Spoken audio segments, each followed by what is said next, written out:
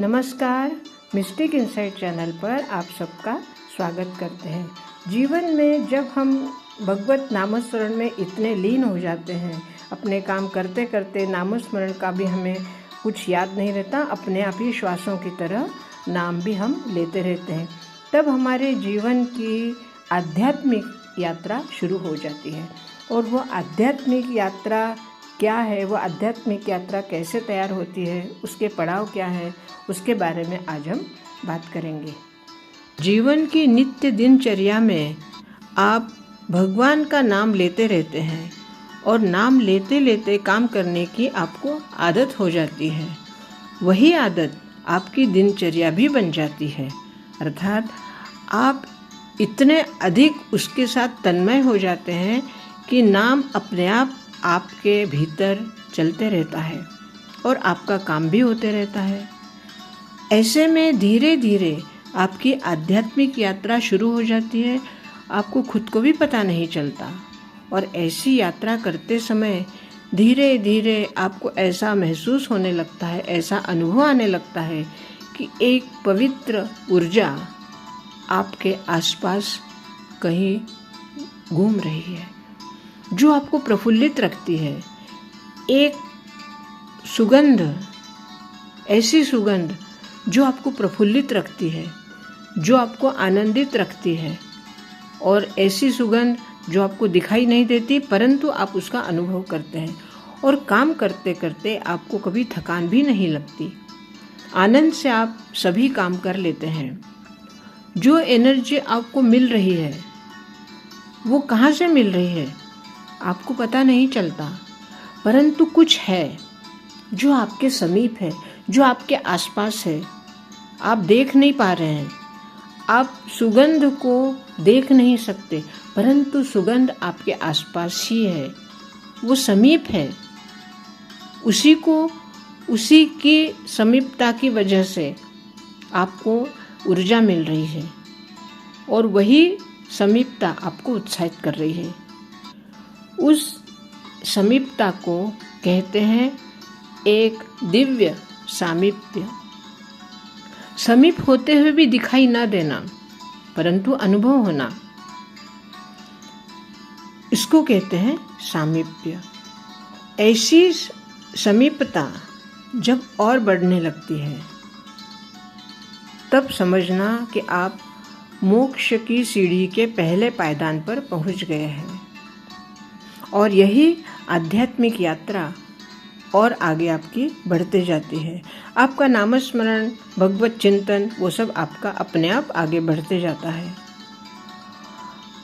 धीरे धीरे उसी समीपता के साथ साथ अब आपको एक अत्यंत पवित्र सानिध्य प्राप्त होने लगता है। आपको ऐसे लगता है कि आप अकेले नहीं हैं, आपके साथ कोई है। और वो कोई जो है वो आपको दिखाई नहीं देते, परंतु उसका सानिध्य आपको मिल रहा है और उसका सानिध्य ही आपको आनंदित कर रहा है। वो कौन है फिर भी दिखाई नहीं देता, लेकिन आपको ये लगेगा कि आपके साथ है कोई। उसको कहते हैं सानिध्य। अगर हम इसके लिए एक छोटा सा उदाहरण लें तो जैसे आपको कोई कार्य करना है और उस कार्य को करने में आप सक्षम नहीं हैं, लेकिन कार्य तो आपको करना ही है, तो आपके आध्यात्मिक शक्ति की वजह से उस कार्य को आप कर लेते हैं। आपको पता भी नहीं चलता कि आपने वो कार्य कैसे कर लिया। देखने वालों को लगेगा कि यह कार्य आपने किया है, परंतु आप उस कार्य को करते समय ज़रा भी आपको थकान महसूस नहीं होगी, क्योंकि उसी सानिध्य ने आपको उस कार्य करने में मदद की है। अगर एक और उदाहरण हम लें तो जैसे आपको जीना चढ़ना है, लेकिन आपके पैरों में ताकत नहीं है, या आपके पैरों में कुछ प्रॉब्लम है, कुछ समस्या है, आप चढ़ नहीं पा रहे हैं, लेकिन चढ़ना तो है क्योंकि आपके साथ और कोई नहीं है। लेकिन फिर भी आपके आध्यात्मिक सानिध्य, उसके सहारे आप जीना चढ़ जाते हैं। आपके पैर में कोई तकलीफ नहीं होगी, आप आराम से जीना चढ़ लोगे।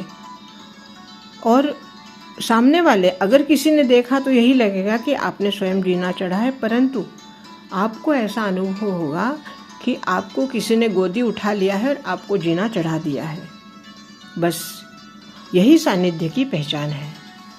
और इसे हम समझ सकते हैं कि मोक्ष की सीढ़ी का यह दूसरा पायदान है। यही बात धीरे धीरे जब और आगे बढ़ती है तो इसी आध्यात्मिक यात्रा में एक अत्यंत नया अनुभव आपको मिलता है। आपके निरंतर नामस्मरण से जो आपके दैनंदिन में आपका आध्यात्मिक प्रवास चल रहा है, कार्य करते करते भगवत नाम लेना, आप उसमें इतना समा चुके हैं कि अनायास ही आपके काम करते करते आपके भगवत नामस्मरण, भगवत का ध्यान, भगवत का विग्रह, भगवान की लीलाएं आपके दिमाग में, आपके मन में, आपके हृदय में चलती रहती है। उसी का दर्शन आप करते रहते हैं और काम भी करते रहते हैं। इसी का परिणाम है कि आपको आध्यात्मिक इस यात्रा में एक और अद्भुत नया अनुभव आपको आता है।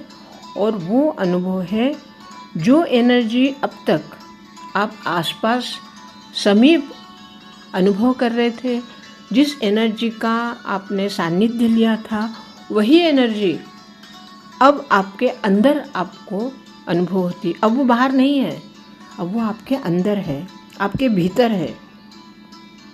आप में और उस एनर्जी वाले विशेष एनर्जी स्रोत में अब कोई फर्क नहीं रहा।